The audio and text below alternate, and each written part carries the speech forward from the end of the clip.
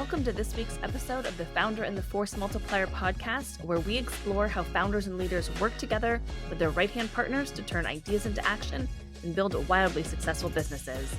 Today, I am speaking with Elizabeth Orme and Shannon Hady. As founder and CEO of Creatively Focused, Elizabeth leads their strategic growth and vision of supporting the career success and retention of special educators. Her background as a researcher, special education teacher, and district special education director fuels her work to make sure every special educator feels their job can be a career.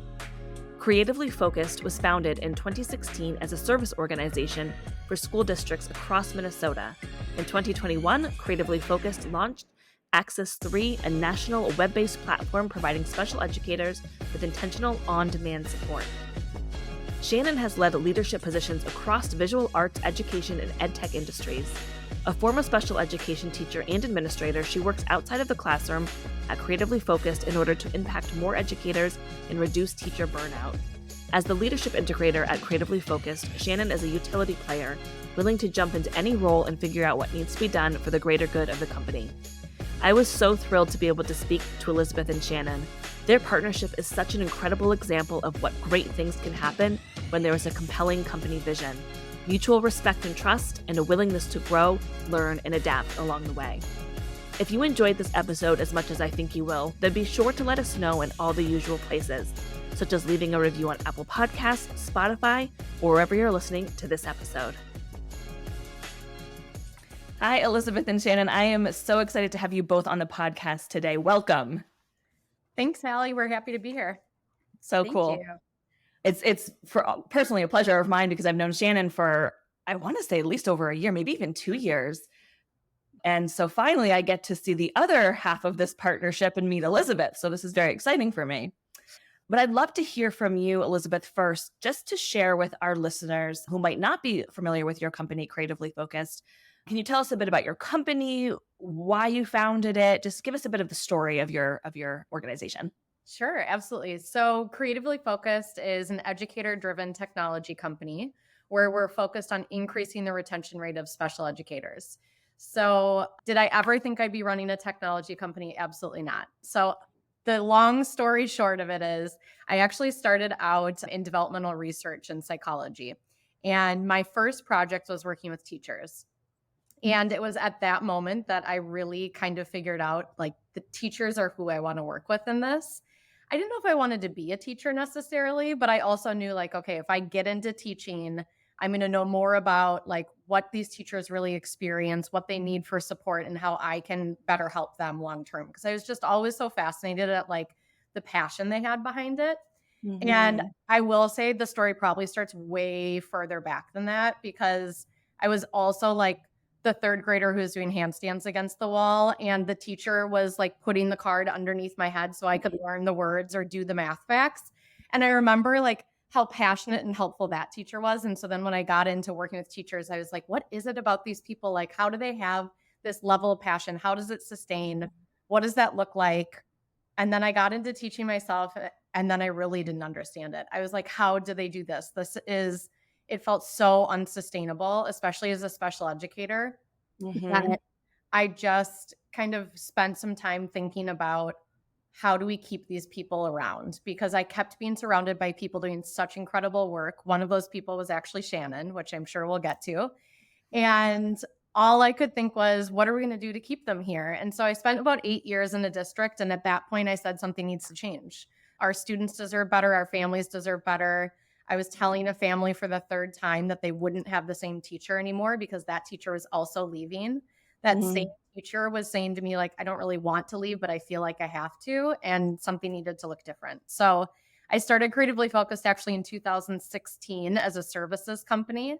And we started working with school districts to really help provide a new kind of support to special educators. And we saw it really working. And so, of course, we went to, okay, the vision is all special educators. How do we help all of them feel like their job is sustainable, that their job can be a career? And that's really where the technology came about. And so we are now a technology company all across the US working with districts to make sure that their special educators feel the support they need to feel like their job can be a career. That is amazing. I love that you were involved in the on the other side of the business before you switched over to founding the solution for special education teachers is just amazing. So, and I know you alluded that to a little bit with Shannon. So tell me a bit about how you two met, and you've worked together now for 12 years, Yeah. right? Yeah. Yeah. So tell me a little bit about how you met and how you've now formed this partnership as a leadership integrator. Yes. So my background was actually I was a photographer and I went into education and I started at a school actually in Hawaii. I started working with kids and I was like, oh my gosh, I love this. I love being with kids and seeing them grow and change and the impact. So when I moved back to Minnesota, I applied at a school where Elizabeth had just started working and interviewed there to be a paraprofessional. And Elizabeth hired me. So it was so fun Cool. because this was like, I think we were only a month and a half into the school year, right? When you started. Mhm. And I was 6 or 8 weeks in my first year of being a special education Oh, teacher. wow. And I already was burned out. Like Wow. and Shannon came in and actually got to work as a one-to-one paraprofessional with one of the students that was probably the most challenging on the caseload that I had, that really stretched me to be like, do I know what I'm doing? I need more help. How do I do Mhm. this? And in came Shannon. And from there, it was like we had an instant connection because we had this moment of like, this is all new and this is really challenging. And how are we going to do it together? And that turned into this like amazing cycle where I went from special ed teacher to special ed coordinator. She became a teacher. I went to a director. She became the coordinator. I Wow. started creatively focused. She worked a little bit longer at the district and then ultimately came and worked for creatively focused. So we've always been in this like kind of scenario of founder and force multiplier without knowing probably until a couple of years ago that that's truly what we were doing. Yeah, that is so cool. How long did you work at the school together where you were both actually teaching before you moved? I'm just curious what that looked like.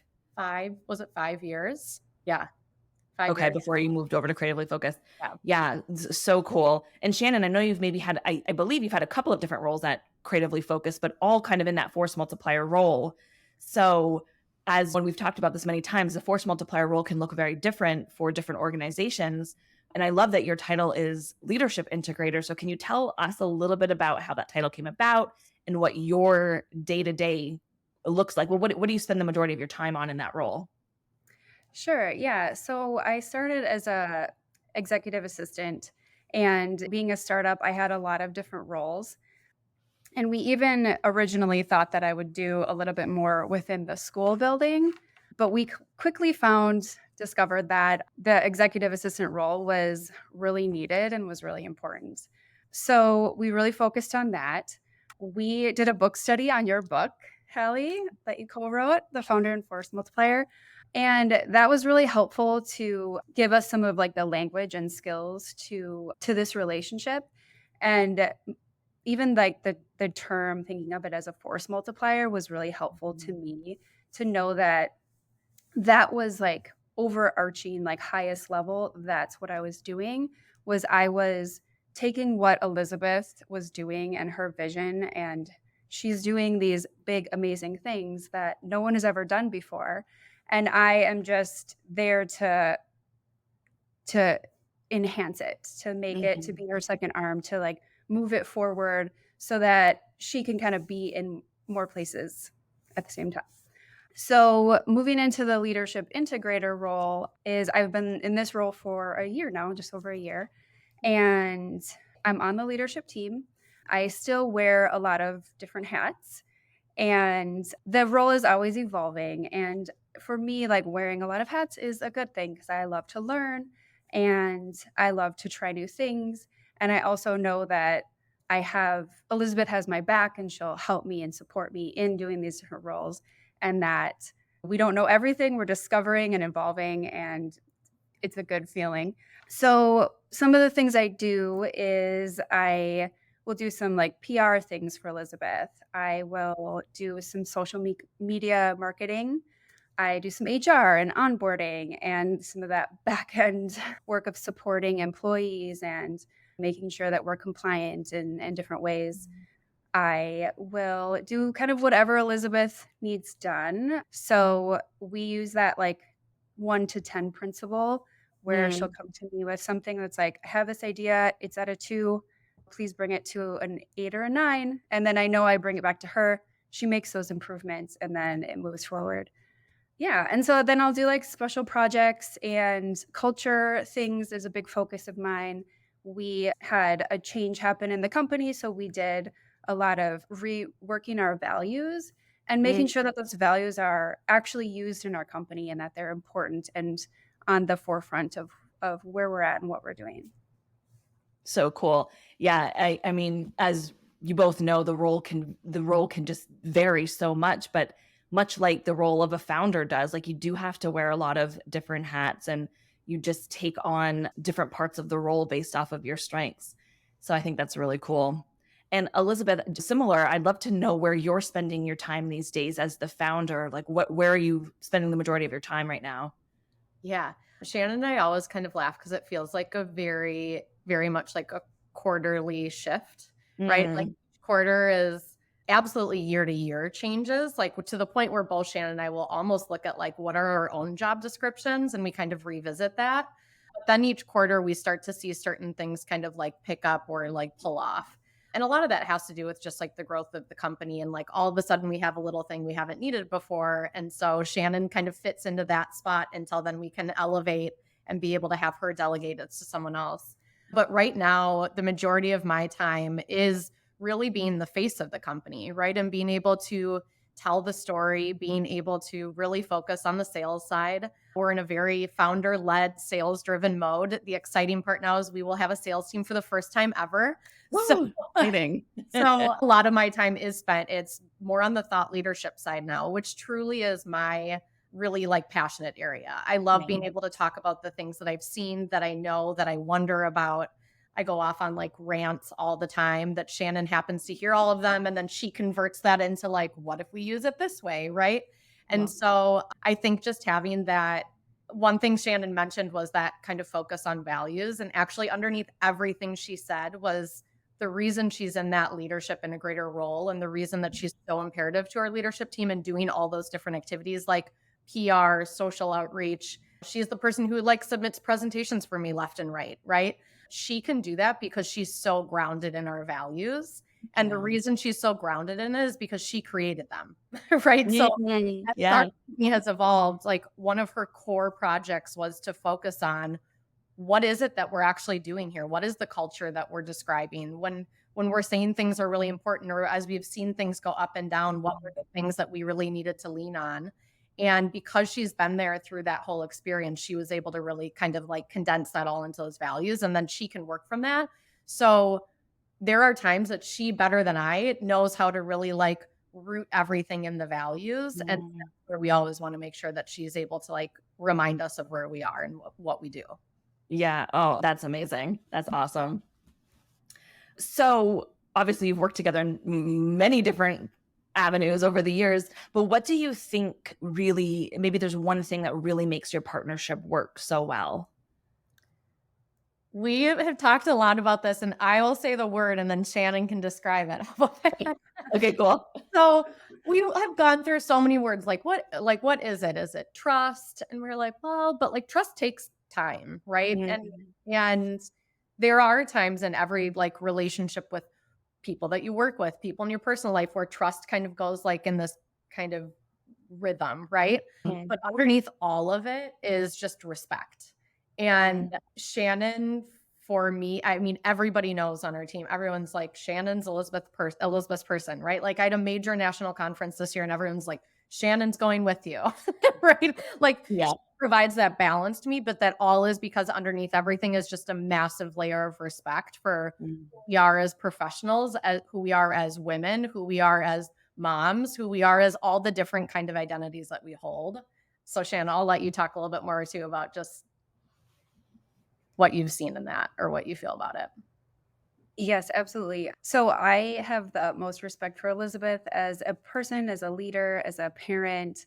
And as I said, like that she's doing these amazing big things that no one else has ever done. And from day one, she has made it clear to me that she has respected me as a human, as an employee, as a leader, and in so many different ways. And I do think it comes through, and it is this overarching theme in our relationship, and it's been really beneficial. One thing I thought of too, Shannon, was just the fact that like some people might call it boundary setting, but both like Shannon has the like highest level of respect, honestly, for anyone around her. Like she is just one of those people that she is always going to put the human first, right?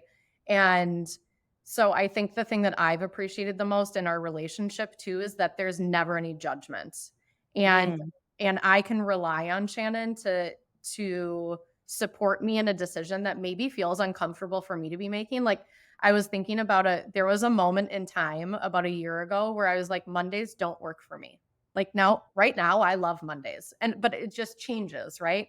And Monday mornings, for some reason, were just like, because of all the different circumstances, were not working well for me. And I just said, I think I need to not be in the office on Mondays. And I think we need to adjust my entire schedule. And Shannon was like, we're going to do this and we're going to do this and we're going to start meeting on Fridays, and like figured all that out without any judgment, but also was quick to say like, okay, but if we're doing this, I'm going to need this. Right. And so just that like respect for the fact that we might have the personal things happening, but we also need to attend to the professional things, or we might have the professional things happening and we need to be reminded of the personal things. Like that's what I think Shannon really elevates for both of us. Yeah, that's amazing. Is there any advice that you would give to founders and or force multipliers about how to build this lasting partnership? Is it working on building respect, or is there something else too? Sure. Yeah. I think it is just valuing each other as humans, and as seeing that your work is valued, and that you're working on this big thing, and that it's having impact. And so I think when we look at like the greater good of what we're trying to accomplish, that respect just comes out. It also is, I keep using the word evolving, but it is always evolving.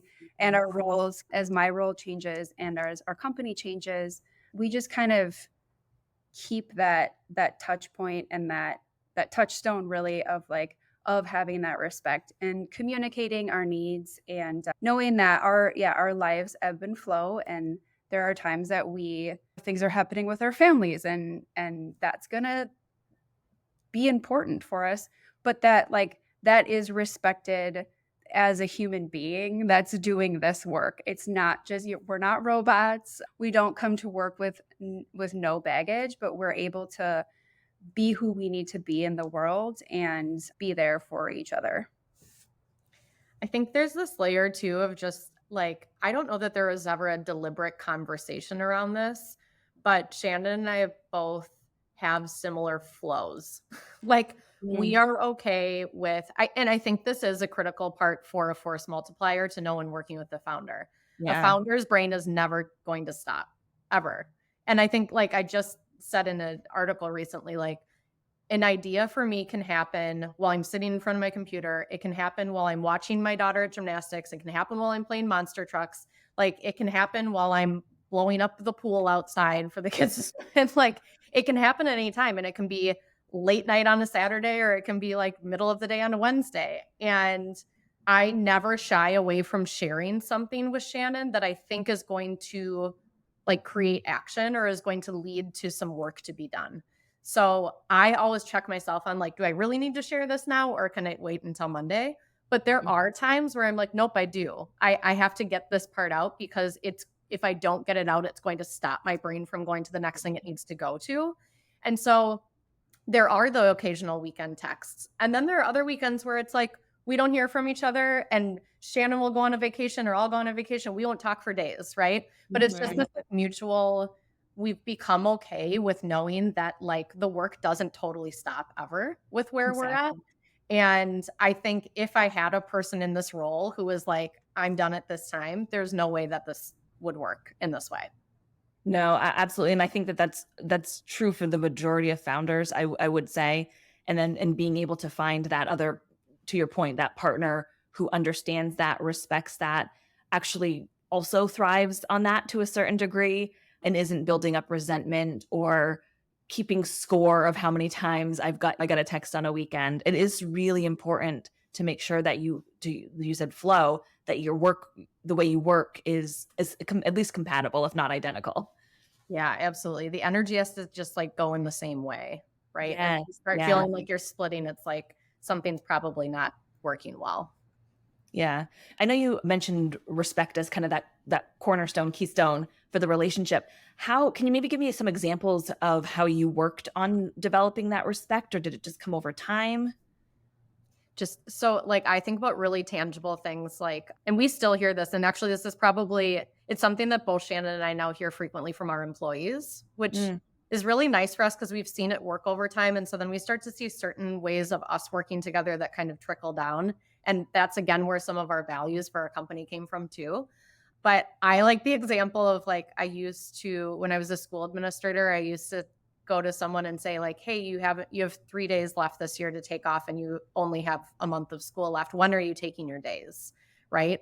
And I think like from a leadership end, that's what I always strive to do, is to say like, if I know everybody is better when everybody is feeling like their own form of balance. And so I would go to like Shannon and say like, hey, you've had a really hard week. Like we had a ton of meetings this week or whatever might have happened. Do you want to take some time next week? So instead of like relying on everybody to kind of act for themselves, like being able to do that for her, or to say, like she mentioned, if there's family stuff going on, like providing the permission up front instead of waiting for somebody to ask. And I think it's the exact same for me. Like, hey, like one day last summer, she was like, what if we did our meeting at a pool on Wednesday? And just like something that like that she knew, it was far beyond wanting to go to a pool. It was like, she knew I needed to get out of the space and I needed to kind of recalibrate. Right. And so she provided the suggestion. And I think doing things like that, where you're not fearful of like someone like trying to think that they're trying to do something to you, or like assuming bad intentions in it. Like you can just say, they're saying this to me for a reason and I'm going to take them up on it. I think that's been really reciprocal in our relationship. Yeah, that's so cool. I from the whole time we've been talking, and even from my experience with Shannon, it just feels like your company is so conscious about the whole person and having a very holistic approach to work and life and just being a person in the world. And I just wanted to kind of point that out and say it's super commendable. And I hope that people are hearing this and going to bring it back into their own organizations, because I think it's very important. We all do better if we're feeling better in the other parts too, right? Like we can do really well at work and really well at home. And I think that's like, Shannon exemplifies that. So that's also like in this role, she's the one that like pulls me down from the clouds and puts my feet on the ground every once in a while. We need someone like that though. Yeah. We always, so actually I'm like, everybody needs a Shannon. Yeah. I wanted to talk just for a second about Shannon. How do you lead and manage up to Elizabeth? And maybe can you give us a couple of examples of what that looks like? Sure. Yeah. I think a big part of it is noticing patterns. And so an example of that is I noticed that Fridays were a day that there was a lot of activity. We wanted to get a lot done. And then Elizabeth mentioned she was having some things happen on Monday. And we used to meet on Wednesdays. And then I took Friday as my remote day. And so something was like not flowing right. So I suggested that we move my remote day to a different day. And then I come in on Wednesday, come in on Friday. We meet Friday morning and really discuss these certain things. So I created an agenda that said, what do we need to finish today to make it feel good to go into the weekend, our Friday finishers? And what happened this week that went well? What happened this week that did not go so well, that we need to adjust? And what are our priorities for next week? So having those meetings on Friday has been huge, as far as like, we just can make those changes and adjustments. And then also, as an added bonus, our priorities are clear going into the next week. I know what she's working on, and she knows what I'm working on to support. And so that's just an example of like noticing the patterns and like trying to preserve Elizabeth's energy and making sure she's not in meetings that she doesn't need to be in or doing things that don't make sense, so that she has the available energy and capacity to do those visionary work and the big picture things. Yeah, that's amazing. So you have your Friday meetings. What do you have any other touch points throughout the week, or what is your communication flow throughout the weeks? Yeah, we're a flexible environment, so it's really nice. We have some people that are mostly remote and some people that come into the office more frequently. So I generally will come in at least a couple days a week, and so we kind of have a natural touch points when I'm here. We also have our strategic leadership meeting each week, as well as some other touch points on certain projects or divisions. And then we Slack and we'll call and text and things like that once in a while too. And when Elizabeth mentioned her sharing ideas, I just have to say, like, I love her brain. I've always loved her brain. So I get excited when I get like messages about ideas and things. The other day, even she was in her office and she said, "Shannon, I have a big favor to ask you." And I was like, "Ooh, I'm excited." It was not that big of a favor, but it was like, it was a good indicator. I just noticed that, like, wow, okay, I actually get excited when she's asking me to do a big thing. Yeah, that's super cool. I got to ask you because this is such a common thing with founders and force multipliers, because the founders have all these incredible ideas constantly. So how are you capturing these ideas, and how are you figuring out which ones to act on, which ones to hold off on? What's your process? Yeah, we've had a few ways evolving, right? Like when I think about Shannon being like up to speed on where the ideas are, I have like my own kind of two methods. One is that I have a notebook, and it's like, well, I have notebooks, many notebooks. I'm always only working in one, but I have like a stack because I never get rid of them, because it's like 5 years later I'll come back to something that was or I have like 18 whiteboards that are all like decked out on things. A lot of times it will be like it seriously will be a text message, or it will be a Slack message that's like, thinking about this. And then Shannon will add it to our one-to-one agenda, so that when we do our check-in, it's like, honestly, sometimes it's 3 days later and I'm like, yeah, it was just an idea. Like I know it has nothing to do with like strategically where we are right now, but like, let's either compartmentalize it and put it as a long-term issue. And we have kind of a long-term issue list. Otherwise, if it's like, hey, let's pursue it a little bit. Often that's where Shannon's role comes in so well, because she can take the first steps kind of behind the scenes without everybody else needing to necessarily know, that allow us to then continue the conversation of like, is this something we want to do or not? Other times though, there are the scenarios, and this has happened, I mean, for sure a handful of times, where I've like called Shannon, or she's been in the office and I've been like, come on in here. And I've said, we're doing this. We're doing it tomorrow. Here are all the people I need on it. And here's like where I need your help. And like, we will have to go really quickly. And so a really critical example of that I will like not downplay at all was the company was restructured a year ago, complete restructure of the company. We went from a full services company with a little bit of technology and product built in to swapping to an educational technology company, which meant all of the things that a restructure means, right? And so there came a day where I had to go to Shannon and say, hey, this is what needs to happen. I have 4,000 questions that I need to answer. I have an entire plan that I need to really like build out and act on in the next 3 weeks. I need someone by my side to do it. We went to another location, sat at a counter for like a full day, and just like went at the work we needed to do. And that's the kind of thing where sometimes it is like a kind of fluffy idea, and other times it's like, no, this needs to happen. It needs to happen right now. So just the fact that Shannon can play into like that, like talk about being unpredictable, like she can roll with it, and she can go from being like, probably in her head being like, that's a really out there idea and it'll probably go anywhere right now, right? But like, and then the other end of her looks at something and says like, I need to drop everything right now to support all of this. So that's kind of how we capture things, right? Is like, if it's urgent for me and I know it has to take action, she never questions that. Like we go straight into it, and I don't use it frequently. But the other things, we have that kind of system of like, is it strategically aligned? If it's not, we capture it. I continue to let my brain go on it in a notebook, and then we pull it all out again. Shannon, is there a tech tool that you use for that? Or how are you like even like the long-term ideas? Where do those live? Yeah, we hold them in Asana. Yeah. Okay. Yeah. I was curious what tool you used. Great. That's cool.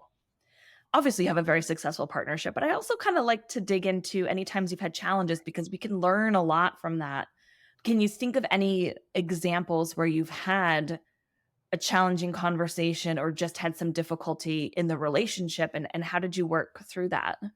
I feel very lucky that I can say that, like, in the 12, 13 years, like, there hasn't been a moment for Shannon and I that led to like really like hard, like we need to handle this and like our relationship is at risk.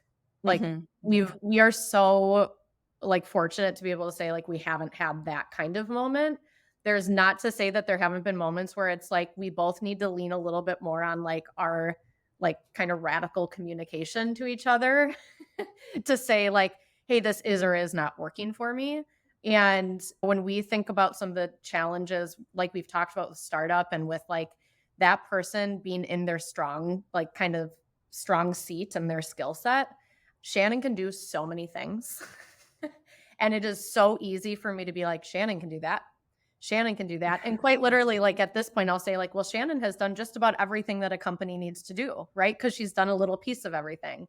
And so there are times when both Shannon and I are wearing like 5 or 6 hats at the same time.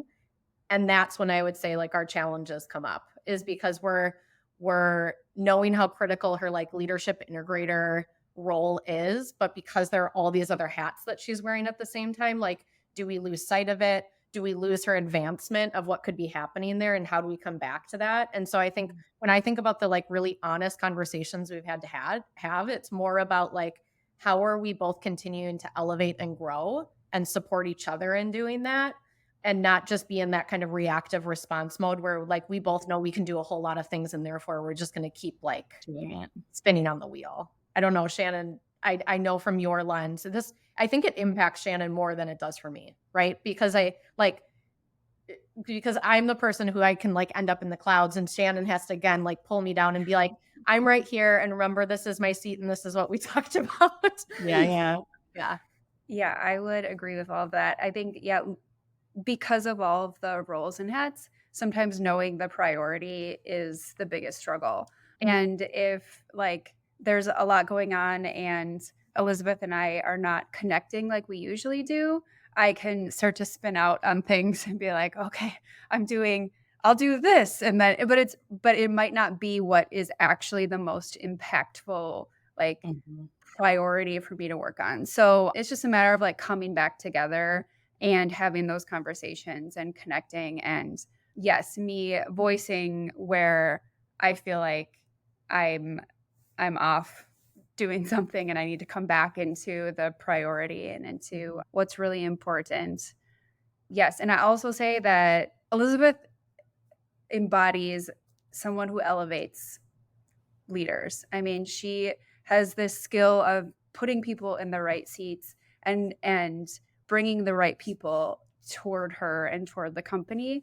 And I've just always seen that in her and respected that in her, and really felt that in my career, that she's lifted me up in many ways and showed me that trust, and that like that has been so important for me to see like, oh, I am able to do this. Yes, this is hard, but she trusts me and I need to do it. I need to find a way. And so that's happened just throughout our 12, 13 year relationship over and over again. Yeah, that's really cool. And I just wanted to mention too the point that you said, that how important it is to make sure that you're connecting regularly. I know that you have your Friday meetings, but I also know that sometimes things happen, or you're on vacations, or you're just missing each other. And I know from experience as a force multiplier, when you work your work is so closely tied to what your founder is doing, you can get a little off track, or just feeling like, okay, am I on the right track? Which is just one more reminder to everyone listening that those weekly touch points between a founder and a force multiplier make such a difference. I mean, to me, that's one of the most important tactical pieces of the partnership. Yeah, I even notice if we adjust the time, something's not right. Like I'm already thinking in my head right now about next week because I'm traveling next week, right? And she knows, like, when I go into sales mode for 3 days, like it's a good thing if you don't hear from me a lot, but at the same time, like totally pushing off the cadence is what disrupts the flow, right? And so I keep thinking about, like, as like I talked about, the quarters change, like my travel schedule has significantly changed in the last 6 months. And so it's like we're adjusting to that now of like, how do we keep the time, and like, how do we carve out the time? And no matter where I am, can we still have the meeting, right? And can we do things in the same way, or what's going to kind of throw us off track? Yeah. So I'm speaking of going into your sales meetings and your schedule shifting a little bit. I'm assuming some of it has to do with the fact that you've been working on some capital raises, and Shannon, being the amazing force multiplier that she is, told me that as a female founder and CEO, you are in the 2% of women who have actually raised capital. So can you tell us a bit about that process and kind of where you're at with it and what you've learned? Yeah, absolutely. It just gave me the chills again. And it's like, it doesn't go away. So it has been a really incredible ride in the last couple of years. Like I mentioned, we had a restructure last year when we restructured to a technology company. And what feels so right about it is the vision has always been the same, right? Like since the day that I was still working in a school building and told Shannon that I was going to start this company, I said, I want every special educator to feel like their job can be a career. And what I noticed a couple of years ago while I was making this transition to the technology side was like the word every single one, right? Like every single one across the US. And then in my head, I was like, across the globe, there are people doing this job everywhere. And so that scaling led to an entirely different kind of business that I was running. I went from bootstrapping a company to almost 3 million in revenue, to then completely switching over and running a technology company where I had incredible risk, right? I risked losing a lot of customers in the transition between services and technology. I risked just reputationally, like what it looked like to restructure a company in that way. And what I could lean back on was the value of, like, I said every single one. And so I've never doubted that. I've always wanted to be able to do that work. And so I knew at that point that in order to achieve that part of my vision, that I was going to have to go from being a bootstrapped company to a technology company that needed to look at growth capital. And I'll put this out there. Not a lot of people like EdTech. Getting investors is hard, period. Getting investors as a female-founded, woman-owned business, really hard. Adding on top of it that you're selling into K-12 is insane. And then adding on the market kind of crashing right in the middle of trying to do it was a really wild ride in doing it. So when I look back, the amount of meetings that I had starting in really the fourth quarter of 2022 was incredible. It was really a full-time job on top of the full-time job. And I knew that would be the case. I was told by everyone, like, you'll be fundraising and you'll have to operate the company. I didn't know if I was as mentally prepared for the marathon part of it. I was okay with the rejection. Like, I love sales. And so, like, I'm okay with the no, because I know that I need the no faster to be able to get to the yes. And so that fundraising experience for me, like, I kept hearing those no's. Where it got really challenging for me was when the process seemed more challenging because I was a woman, right? And because I was being told it should be 3 or 4 meetings and then you should be at a term sheet. And then I was at meetings 6 and 7 and it was still like, are we at a term sheet or not? And so in the experience, I had to come back to my own values. I had other conversations that led me to really think about, like, what I really wanted for the future of the company. I had to think about who I wanted around a table with me to be able to support me in the future and who was going to support me on my biggest dream of this whole thing. And so fundraising for us was a long journey. I had a team that stood by in every single moment. We had incredibly hard operational decisions to make during that time in order to extend our runway. It was a ride. I told them, I'm like, we feel like we're on a roller coaster. This is like a little bit feeling like it's a roller coaster with like an underground tunnel we didn't know about, but like we're coming up. And I won't shy away from talking about how hard it was, right? I mean, I think my family felt it. I felt it. Shannon felt it. Shannon's family probably felt it. Our whole team felt it. What was really important was that now, with it being done, we've raised $3 million in capital. We've closed our seed rounds. We have the money we need to be able to really put the efforts on the sales and marketing end to get to all of the people. So we can get to more than 13 states. We can get to like everywhere in the US. We have the right people on the board. I feel so supported by my board members. It worked out in the way that it was supposed to. I just had to trust it. We'll never shy away from talking about what it's like to be a woman in that environment, because it is different and it needs to be talked about more. And I can't wait for another phase of my life where I can kind of like, surface out all the notes I took in my phone during the whole process. Yes, because I'm like, okay, we need to hear the story. So at some point, yeah, you'll need to share it. But I think that that's just great that you're so aware of it, and you know that it was challenging and perhaps even more challenging for you, and it isn't talked about enough. Mm-hmm. Also, congratulations, first of all. Thank you very much. Incredible. And I am just curious why, this is just, I don't know enough about the EdTech industry, but what is it about EdTech that is not as attractive to investors? So two things: market size and sales cycle.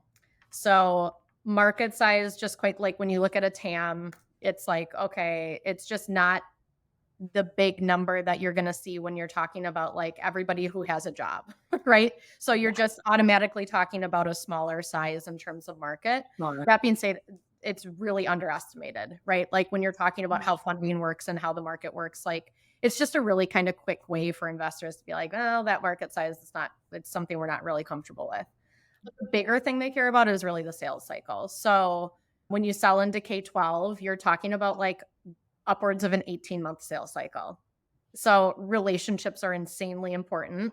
Budget cycles and the way they work. You could be talking to a district in August and not see anything come through until next June or July.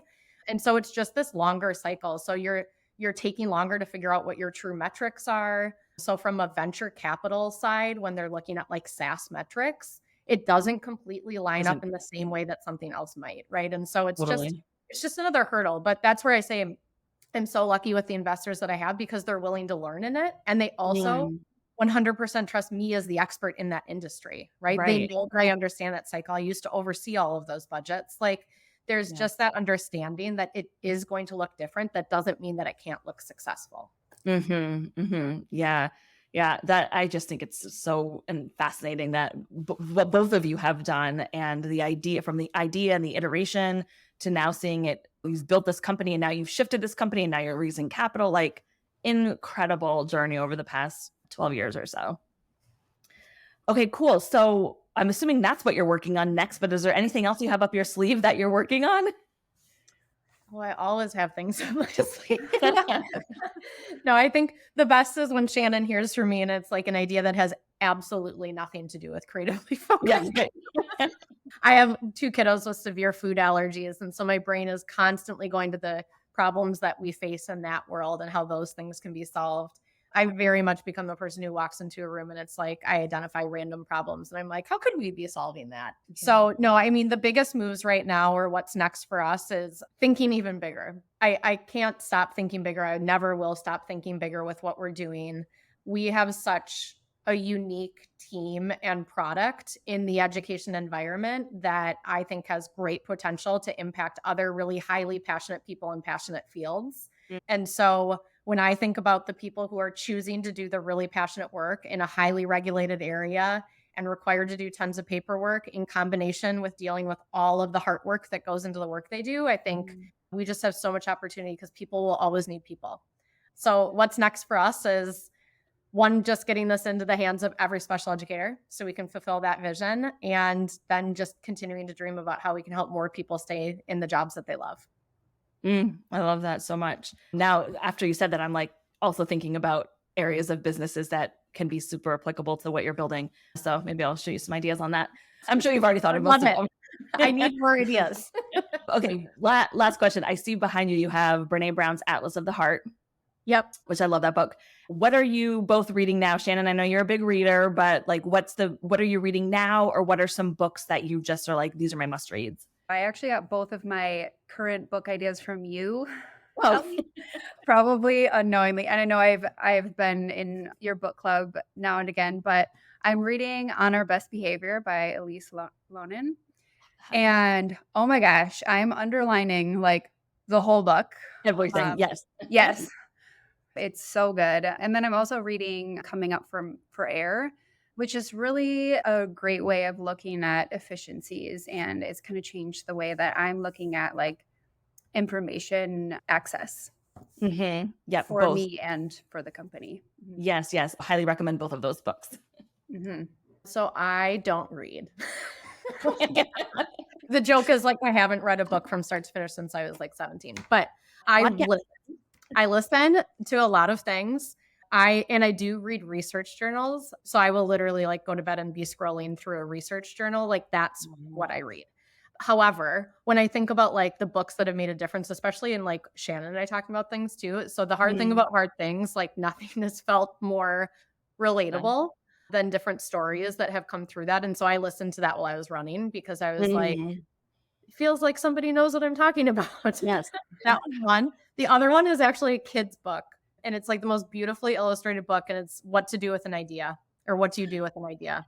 Yeah. I love what do you do with a problem and like a couple of the other ones. But what do you do with an idea is one that I just like, I will pick up and look at, I don't know, probably once a month. And it just like embraces entrepreneurship at a whole. Like it resonates so much when you read it. And if you have kids read it with you too, they start to like kind of wonder about it and you can just see the wonder happen. And I think that to me is just like really exciting. So even as an adult, I like pulling up kids' books because I think we can learn a lot from them. So yeah, I agree. All of those books are great suggestions. Well, thank you both so much. I loved hearing your stories and all about your partnership. You're both such an amazing example of what it looks like when you do have that right person beside you and you're really both operating in your strengths. So thank you for sharing. Thanks so much, Hallie. This was so fun to be on here. And thank you for all the support you've provided to Shannon. And yeah, just so happy to have met you. Thank you. Yeah, we appreciate you, Hallie. Thank you. Thanks, Shannon.